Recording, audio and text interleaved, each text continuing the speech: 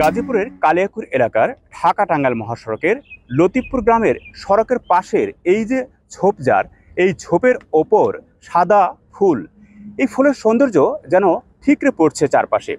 কিন্তু এই গাছটির ক্ষতিকর প্রভাব সম্পর্কে আপনি জানেন কি?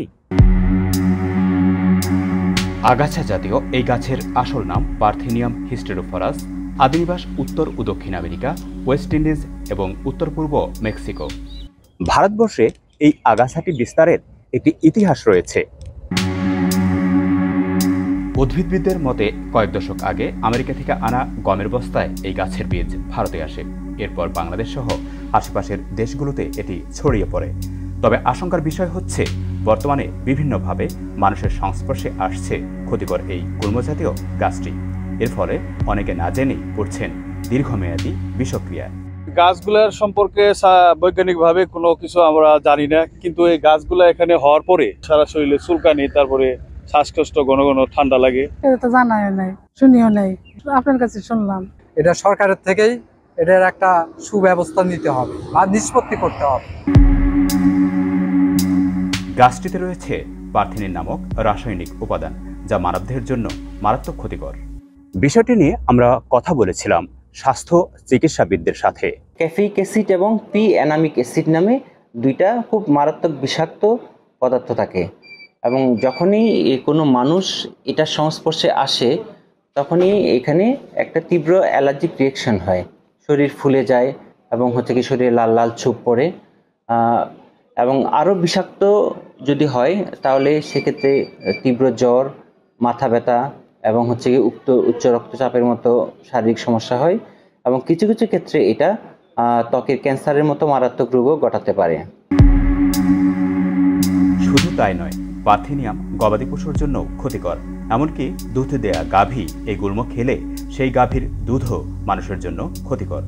সাধারণত গরু ছাগল খায় না, যদি অ্যাক্সিডেন্টলি কখনো তার ফডারের ভিতরে বা ঘাসের ভিতরে চলে যায়, অ্যাক্সিডেন্টলি যদি গরুর পেটে যায়, তাহলে অনেক সময় পুরা বডিতে তার ডার্মাটাইটিস হয়। তার মানে হচ্ছে পুরো শরীরে জায়গায় জায়গায় গোল গোল হয়ে চাকা হয়ে যায় এবং চামড়া উঠে যাওয়ার মতো হয়ে যায়। অনেক সময় দেখা যায় যে শ্বাসকষ্ট হয়ে গরু মারাও যায়। একমাত্র ওয়ালটন এসি দিচ্ছে 1 বছরের রিপ্লেসমেন্ট গ্যারান্টি।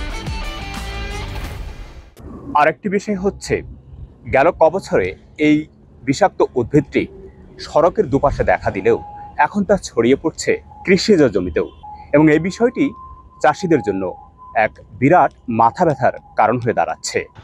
ফসলে কোনো উন্নতি আসছে না, কোনো জোর আসছে না, জানে ভূমি আরও ক্ষতিগ্রস্ত বেশি হয়ে যাচ্ছে। এই একটা গাছে থেকে হাজার হাজার চারা হয়ে যায়, মানে বছর বছর বাড়তি আছে।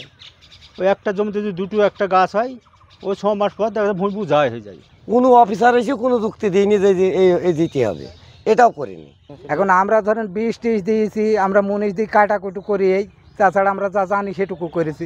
এই ব্যাপারে আমরা কৃষককে সচেতন করতেছি, এবং কৃষককে এইটা আমরা যে পরামর্শ দিচ্ছি তার মধ্যে হলো এটা ভেজিটেটিভ স্টেজে এটাকে ধ্বংস করে ফেলতে হবে, অর্থাৎ বীজ আসার আগে, ফুল আসার আগে যদি বীজ হয়ে যায় তখন এটা ছড়িয়ে পড়বে, বাতাসের মধ্যে ছড়িয়ে মাঠে ঘাটে সব জায়গায় ছড়িয়ে যাবে। তো আমরা এটা ভেজিটেটিভ, এবং এই জন্য আমরা তাদেরকে কিছু ডেমো দেখাচ্ছি যে কীভাবে করে মাটিতে পুঁতে ফেলতে হবে, তারপর উপরে আগুনে পুড়িয়ে ফেলতে হবে। এইসব যদি ব্যবস্থা আমরা নিতে পারি তাহলে এটা মোটামুটি আমরা কন্ট্রোলে রাখতে পারবো। দর্শক, আসুন এই বিষাক্ত উদ্ভিদটির বিস্তার রোধে আমরা সবাই উদ্যোগী হই।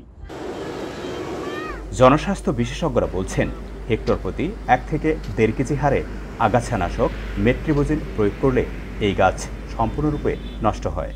এছাড়া 1 লিটার পানিতে 15 ভাগ খাবার লবণ মিশিয়ে দ্রবণ তৈরি করে সেই দ্রবণটি এই গাছটিতে ছিটিয়ে দিলেই সহজেই মারা যায় পার্থেনিয়াম গাছ। তারপর আগুন লাগিয়ে দিলেই ধ্বংস হয় বিষাক্ত এই আগাছা। ফারদিন ফেরদৌস, মাছরাঙা সংবাদ, গাজীপুর।